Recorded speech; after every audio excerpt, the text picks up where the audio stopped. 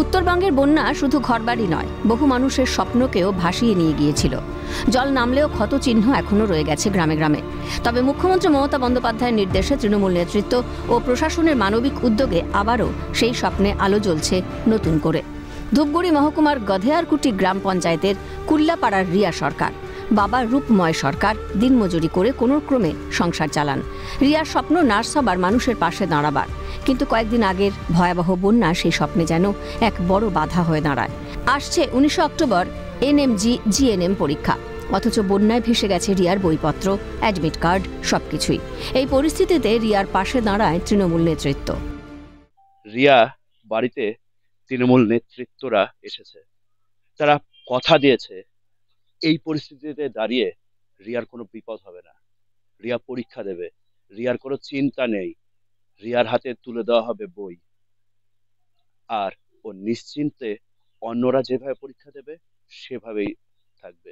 Admit card এখন আমি download করতে পারিনি এখনো পর্যন্ত, আর বইপত্র সমস্ত কিছুই নদীর জলে, বন্যার জলে ভেসে গেছে। সেগুলো সব কোথায় ছিল? ঘরে ছিল? সমস্ত কিছুই ঘরে ছিল। ঘরের থেকে সব কিছু ভেসে যাওয়ার সাথে সাথে সেগুলো ভেসে গেছে? হ্যাঁ, সমস্ত কিছুই ভেসে গেছে। তো আমার আশা ছিল আমি নার্সিং এক্সামটা দিব, ওখানে পাস করার পর বাবা মায়ের পাশে দাঁড়াবো, রোগীর পাশে দাঁড়াবো। কিন্তু বন্যার কারণে সমস্ত কিছুই ভেস্তে গেল, সমস্ত কিছুই নষ্ট হয়ে গেল। সব কিছু নিয়ে গেছে, ডকুমেন্টস সমস্ত কিছু নিয়ে গেছে, মেয়ের সবকিছু, মেয়ের সব নিয়ে গেছে, বইপত্র? সব নিয়ে গেছে। সরকার কতটা পাশে থাকবে কি বলছে? সরকার তো বলছে পাশে থাকবে, ওই নার্সিং এর যে পরীক্ষাটা দিবে ওটার কাগজপাতি গুলা বাড়ি করে দিবে। তৃণমূল নেতৃত্বরা ব্লক স্বাস্থ্য আধিকারিকের সঙ্গে যোগাযোগ করেন, স্বাস্থ্য দপ্তরের উচ্চ কর্তাদের সঙ্গে কথা বলেন, যাতে রিয়ার পরীক্ষার অ্যাডমিট কার্ড পুনরায় হাতে তুলে দেওয়া যায়। বহু ছেলে মেয়েরা পরীক্ষা দিতে পারছে না, তাদের বই খাতা নষ্ট হয়ে গেছে, সেটারও ব্যবস্থা হচ্ছে। এবং এখানে রীতিমতো খাওয়া দাওয়া ক্যাম্প করে খাওয়া দাওয়া দেওয়া হচ্ছে, বাড়িতে রান্না করার জন্য কিট দেওয়া হচ্ছে, সবই দেওয়া হচ্ছে এদেরকে।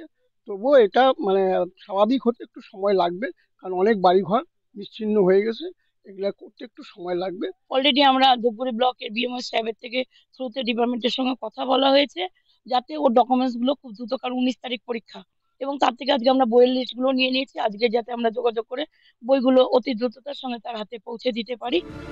শীঘ্রই নতুন করে অ্যাডমিট কার্ড হাতে পাবে রিয়া, আশাবাদী ব্লক যুব তৃণমূল সভাপতিও। আমরা আশা করি রিয়াকে এই জায়গা থেকে বিচ্যুত হতে দেব না, কেউই দেব না। মাননীয় মুখ্যমন্ত্রী মমতা বন্দ্যোপাধ্যায় প্রত্যেকটা মুহূর্তে তার যেমন এটা নখদর্পণে রয়েছে, সেই জায়গা থেকে আমরাও তাদের কাছে বিভিন্নভাবে প্রশাসনকে আমরা হেল্প করছি, এবং এখানে দুর্গতরা যাতে দ্রুততার সঙ্গে এই স্বাভাবিক জীবনে ফিরতে পারে, এতটুকুই আমরা বলবো। আর রিয়া অপেক্ষা করছে কতক্ষণে তার অ্যাডমিট কার্ডটা পাবে আর কতক্ষণে বই পাবে, আর ও আবার একটু লেখাপড়া শুরু করতে পারবে। ক্যামেরায় সানি রায়ের সাথে ছিলাম দেব, ক্যালকাটা নিউজ।